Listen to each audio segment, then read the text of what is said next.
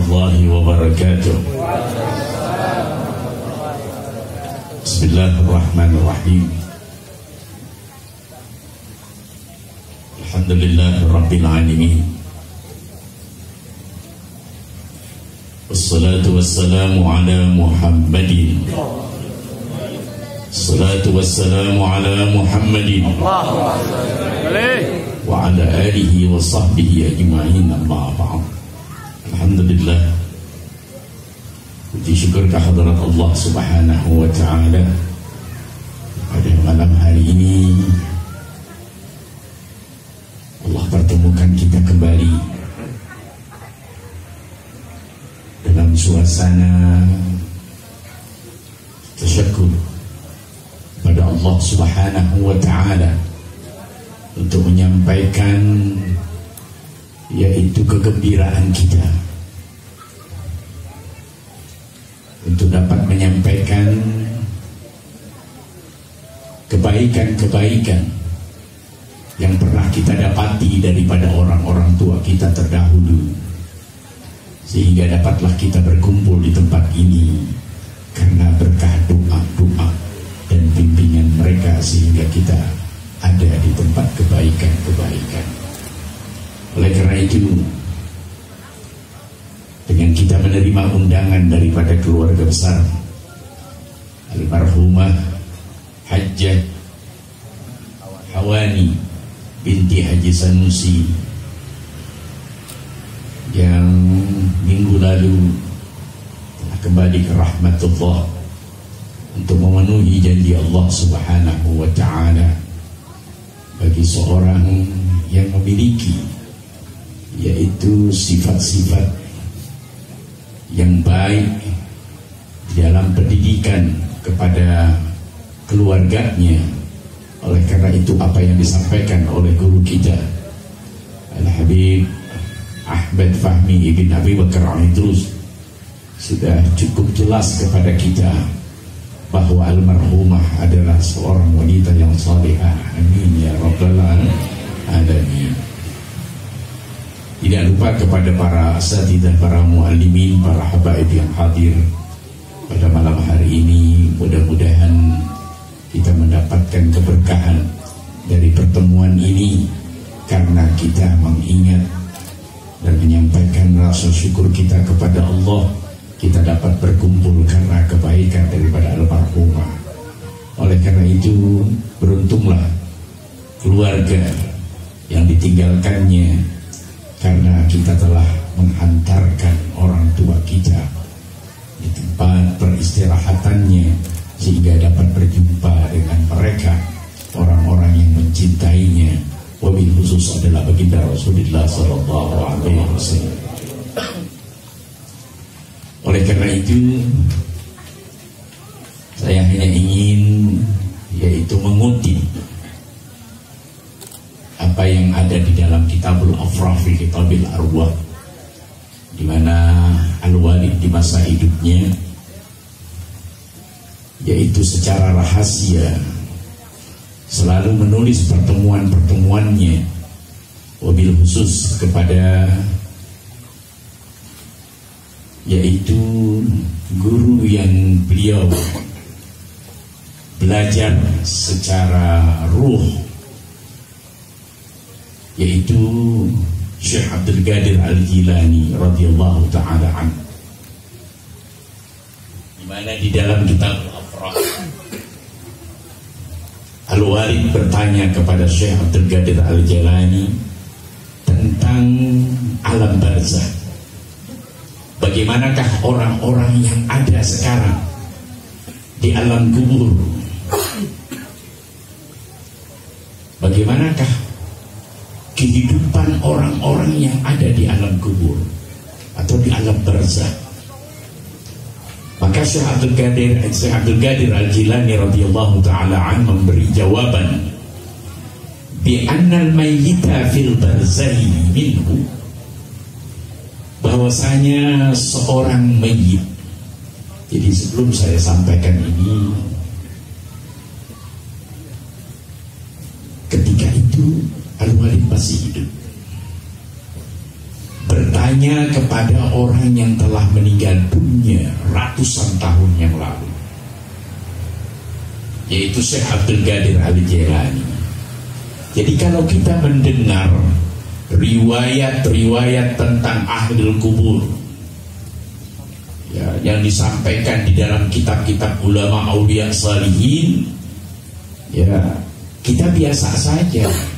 Kenapa demikian? Karena yang menyampaikannya belum meninggal dunia. Yang menyampaikannya belum meninggal dunia. Sekarang ya kita-kita yang masih hidup telah diwakili oleh Al-Walid pada masa itu bertanya kepada orang yang sudah berpengalaman di alam kubur. Siapa yang berpengalaman di alam kubur? Syekh Abdul Qadir Al-Jilani. Ya. Maka Al-Walid bertanya kepada Syekh Abdul Qadir Al-Jilani, bagaimanakah seorang yang ada di alam kubur kondisi keadaan mereka? Jadi kalau kita jawaban dapatnya dari orang yang meninggal dunia, kira-kira benar gak? Pernah ada yang hidup lagi gak? Kan gak ada. Gak ada yang hidup lagi. Tapi mereka para aulia ulama salihin, mereka mampu, dan Allah berikan izin untuk mampu berdialog kepada orang-orang yang hidup. Maka kesempatan itu diambil oleh saya punya orang tua Al-Walid Al-Habib Abdul Rahman bin Ahmad bin Abdul Qadir As-Segaf, menanyakan hal itu tentang kondisi alam barzah. Bagaimana orang-orang yang hidup di alam kubur? Maka Syekh Abdul Qadir ini berkata, li'annal mayyita fil barzahi minhu man huwa fi tibin nafs. Bahwa orang yang ada di alam kubur, ada kalanya orang-orang yang ada di alam kubur, ia mengalami kesenangan, ia gembira, senang, dia nggak dapat siksa, ya nggak dipermutin sama munkar wa nakir, disapa dengan luar biasa. Ya, begitulah orang-orang yang ada di alam barzah. Ada di antara mereka man huwa fi tibin nafas, orang yang ada di dalam kesenangan, yaitu dia tidak menerima perlakuan yang tidak baik. Selalu dari mulai masuk ke alam barzah, yaitu alam kubur, dia sudah disambut dengan munkar wa nakir, ya, dengan wajah yang penuh kecintaan. Allah wakilkan, yaitu kebaikan-kebaikan itu nampak daripada, yaitu malaikat munkar wa nakir. Kemudian Syekh Abdul Qadir Al-Jilani melanjutkan, tanfa'u da'watu ibnihi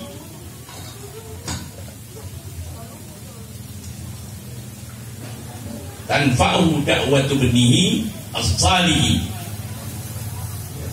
Dakwahnya, doanya dari anak-anak yang soleh itu sangat bermanfaat.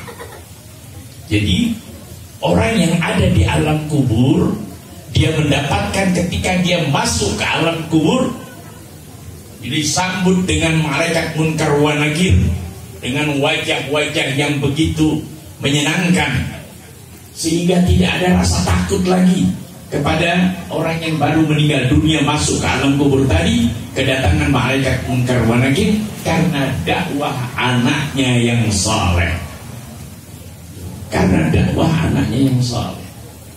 Ketika almarhumah atau Mu'alim Nasri masuk ke alam kubur yang ada di sebelah kita ini, mereka luar biasa senang, nggak khawatir mereka akan mengalami segala macam perlakuan yang tidak baik. Kenapa hal itu terjadi? Karena dakwah putra putrinya yang saleh dan salehah. Jadi tanfa'uhu da'watu ibnihi saleh, dia mendapatkan manfaat daripada anaknya yang saleh, min nurin, cahaya yang ada di alam kuburnya luar biasa. Kalau kita senang pada malam hari ini karena terang benderang, sehingga kita satu dengan yang lainnya bisa bertatap muka, melihat dengan jelas saudara-saudara kita. Begitulah alam kubur bagi orang-orang yang mendapatkan manfaat daripada hasil buah karyanya di alam dunia. Dia mencetak putra-putrinya menjadi orang-orang yang baik. Ya. Alam kuburnya terang benderang min nur wa ni'matin, ya, wa ni'matin, dan mendapatkan nikmat daripada Allah Subhanahu wa ta'ala. Kalau disambut kita, diletakkan oleh orang yang meletakkan kita, dihadapkan ke arah kiblat, kemudian ditinggalkan kita, diurut ditinggalkan, datang malaikat munkar wa nakir, ya Abdullah, senang betul, ahlan wa sahlan wa luar biasa sambutan mereka munkar wa nakir. Itu kuburan yang kita tahu kuburan itu adalah gelap gulita, terang benderang. Ini yang sampaikan ini adalah Syekh Abdul Qadir Al-Jilani. Wa yassarih. Maka orang yang baru saja masuk ke alam kubur tadi, ia dalam keadaan yassarih, senang, gembira, didatangi oleh orang tuanya, didatangi oleh kakeknya, didatangi orang-orang yang pernah bercinta padanya di alam dunia, dan seterusnya. Yassarih. Kemudian tidak cukup orang yang ada di alam kubur. Bagaimana sekarang orang yang di alam kubur setelah mendapatkan kemanfaatan, alam kuburnya jadi nikmat, ada cahaya yang sangat luar biasa, segala kenikmatan Allah berikan. Maka dilanjutkan oleh Syekh Al-Jilani, wa yad'ullaha libnihi. Maka almarhumah yang baru seminggu yang lalu ia masuk ke alam kubur, atau beberapa bulan yang lalu guru kita, orang tua kita, Mu'allim Nasri, ia mendoakan putra-putrinya, ia mendoakan orang-orang yang pernah bersamanya dalam kebaikan. Wa yad'ullaha libnihi, ia mendoakan yaitu putranya, dia mendoakan anak-anaknya. Yaitu ahli kubur sekarang lagi doain kita, ahli kubur sedang mendoakan kita.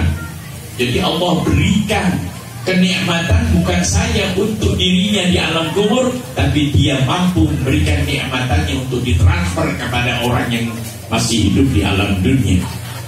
Dia doakan putra-putrinya, didoakan orang-orang yang cinta kepadanya di alam dunia. Fayadidadu ibnuhu barakatan, maka bertambahlah keberkahan kepada putra-putrinya. Ini putra-putrinya mengumpulkan, yaitu familinya, saudaranya, kenalannya, guru-gurunya berkumpul pada malam hari ini. Ya, ini merupakan berkah daripada orang tuanya.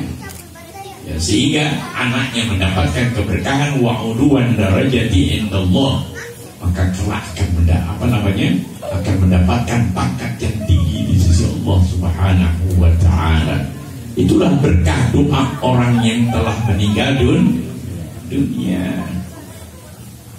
Kalau ini cerita datangnya dari Al-Fakir, pasti antum gak akan percaya. Tapi ini cerita datang daripada orang yang sudah lama meninggal dunia, tahu betul medan, yaitu ya alam barzakh, sehingga dapat diambil kesimpulan ada dua macam orang. Ada yang di alam barzakh atau di alam kubur ia mengalami kesenangan di alam kubur, ada juga yang mengalami kesempitan. Yang kedua yaitu wa minal mayyiti man fi adzabin.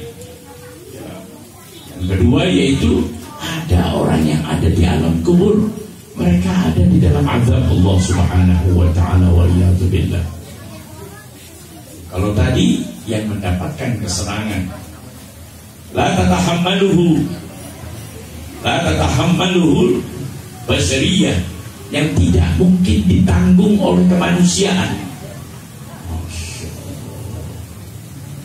yang mana siksa Allah Subhanahu wa ta'ala tidak sanggup ditanggung oleh kemanusiaan. Secara akal manusia gak mampu manusia itu menahan siksaan Allah Subhanahu wa ta'ala di alam kubur.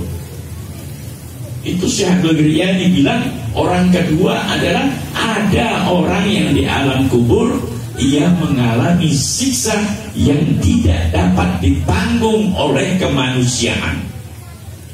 Maksudnya manusia, tubuh manusia gak akan sanggup sudah. Sehebat apapun manusia gak sanggup menerima siksa Allah di alam kubur. La tatahammaluhul basyariyah, gak mungkin mampu ditanggung oleh manusia. Karena manusia ini fisiknya lemah. Begitu lemahnya mereka, apalagi sudah di alam kubur, gak punya daya upaya apalagi. Fi dzulumatin minal hudni wal alam. Si mayit tadi, si ahli kubur tadi yang mengalami siksaan, ia ada di dalam kegelapan. Kegelapan apa maksudnya? Minal hudni wal alam. Karena kesedihan dan derita yang tidak tertanggungkan. Kalau kita mengalami kesusahan di alam dunia, kita dipenjara, dipendam di bawah dasar bumi, ya, tanpa cahaya dan lain-lain. Betapa kita ada di dalam zulumat, di dalam kegelapan dalam hal apa? Nggak mampu berpikir, nggak mampu berupaya karena kita punya hati dan pikiran sudah nggak ada bisa lagi nyambung untuk bagaimana cari jalan keluar. Itulah yang dikatakan fi dzulumatin minal husni wal alam. Karena kesedihan yang begitu tidak ada taranya, sehingga ia ada dalam kegelapan. Orang biasanya kalau ada dalam kegelapan, sebentar di jalan kerja dibunuh diri. Itulah orang ada dalam kegelapan. Atau orang menanggung rasa sakit yang tidak tertanggungkan, seperti orang yang penyakit kanker yang sulit disembuhkan, ya, ia ada dalam kegelapan. Makanya diakhiri umurnya dengan cara bunuh diri. Misalkan kalau hidup di alam dunia, tapi kalau di akhirat, fi dzulumati minal hudni wal alam, bagaimana caranya untuk mematikan dirinya di alam kubur? Gak mungkin lagi. Begitulah parahnya orang yang ada di alam kubur. Makanya sebelum kita masuk ke alam kubur, apa yang disampaikan oleh Syekh Abdul Qadir Jailani adalah pilihan untuk kita yang masih hidup. Kita mau menjadi pilihan orang yang dalam keadaan yastari di qabri, senang di alam kubur, atau ada di dalam siksa Allah Subhanahu wa ta'ala. Itulah pilihan kita umat Nabi Muhammad SAW. Kalau kita ikuti orang tua kita, guru kita, dialah yang akan membimbing kita, yaitu memasuki alam kubur dalam keadaan berbahagia. Ya, kita hadir begini mengingat suatu saat kita akan kembali. Tinggal tentukan pilihan kita. Apakah kita mau ada di dalam siksa Allah Subhanahu wa ta'ala, atau di dalam kesenangan yang Allah berikan. Caranya, didik anak-anak kita. Tadi sudah dinyatakan, orang yang masuk ke alam kubur dalam keadaan senang karena berkah daripada anak-anaknya yang saleh. Ini kelihatannya perutnya pada lapar. Diterangin nggak paham loh orang lapar.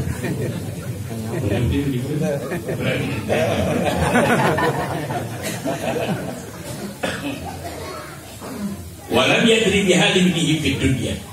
Dan orang yang ada di dalam siksa kubur tersebut, dia tidak pernah tahu kondisi anaknya di alam dunia. Tidak pernah tahu. Tapi kalau orang yang ada di dalam kesenangan di alam kubur, dia mendapat informasi langsung daripada Allah. Setiap perbuatan anaknya selalu Allah infokan secara live. Allah perlihatkan tuh kondisi anak keturunannya. Hebat, luar biasa. Makanya nggak ada jalan lagi kecuali kita menjadi orang-orang yang baik, mengikuti tuntunan syariat yang dibawa oleh Nabi kita Nabi Muhammad SAW. Jadi walam yadri, kondisi orang yang ada di dalam siksaan, dia nggak bisa bermunajat ke Allah. Ya Allah, selamatkan anak istriku di alam dunia. Jangan sampai dia mengalami apa yang aku alami. Gak bisa dipotong oleh Allah doanya. Tapi kalau orang yang ada dalam kesenangan, dia doakan anak-anaknya, maka bertambahlah keberkahan untuk anak-anaknya yang masih di alam dunia. Itulah keterangan daripada sedikit daripada Kitabul Afraf di Kitabil Arwah, yang dimana Al-Wali pada saat itu bertanya bagaimana kondisi keadaan orang yang ada di alam kubur. Keadaan orang ada di alam kubur ada dua, ada di dalam nikmat, ada di dalam azab. Oleh karena itu, ambil bagian kita. Jangan tinggalkan majalisil ilmu, jangan tinggalkan guru-guru kita. Sekarang guru kita Kiai Haji Muhammad Nasri telah tiada. Sekarang ada pengganti putra-putranya, ada Ustaz Mahfudin Nur dan guru-guru yang lain. Ambil pelajaran dari mereka mumpung kita masih hidup. Jangan sepikan tuh majlis-majlis yang ada di kampung kita. Itulah tanda-tanda orang-orang yang akan mendapatkan kebaikan nanti di akhirat adalah orang yang selalu memakmurkan majelis ilmu. Hadirkan anak-anak kita di Madarisul Islamiyah atau di ma'had-ma'had, di pesantren-pesantren. Investasi akhirat kita itu. Buat apa investasi sekolah TK, SD gak kelar-kelar? Belum kita menikmati investasi anak-anak kita yang kita sekolahkan, kuliahkan, kita sudah mati. Tapi kalau investasi kita untuk akhirat, sebagaimana tadi, ya, seorang ahli kubur dia mendapatkan kesenangan karena investasinya kepada anak-anaknya yang baik, ditaruh di Madarisul Islamiyah, ditaruh di ma'had-ma'had. Biarin nggak ada kerjaannya, nggak ada titelnya, nggak ada apa, tapi titel akhiratnya nanti yang akan menyelamatkannya dunia dan akhirat. Dimanapun mereka para mu'allimin, para kiai, di mana mereka punya titel, tidak ada titelnya, Allah sendiri yang akan memberikannya. Wassalamualaikum warahmatullahi wabarakatuh. Alhamdulillah.